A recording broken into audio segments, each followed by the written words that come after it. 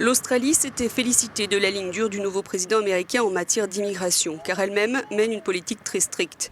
Tous les ans, le gouvernement définit des quotas d'accueil. En 2014, 180 000 immigrés ont ainsi été intégrés. Mais Canberra a une tolérance zéro envers les demandeurs d'asile arrivés par bateau. Et c'est au nom de la lutte contre les gangs de passeurs que les bateaux tentant de gagner illégalement ces côtes sont systématiquement repoussés.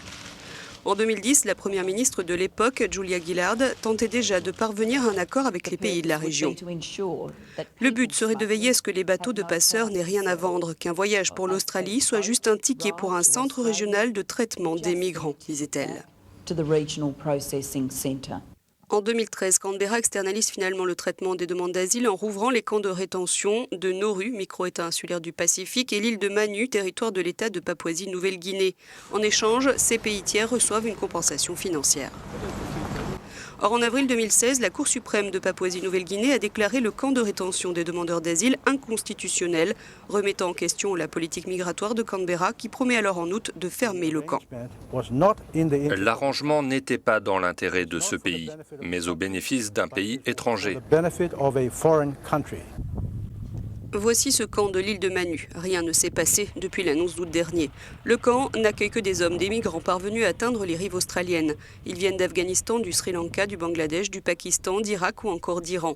Fin 2016, 873 hommes se trouvaient encore dans ce camp, réclamant le droit d'asile à Canberra.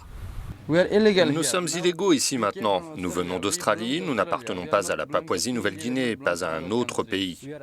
Nous sommes encore des réfugiés. Nous avons été emmenés ici de force, pas volontairement. Nous avons besoin d'aide.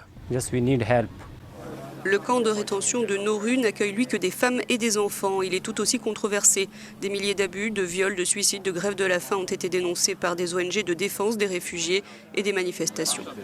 Il faut rappeler que la législation australienne est contraire à la Convention de Genève sur les réfugiés, dont elle est pourtant signataire.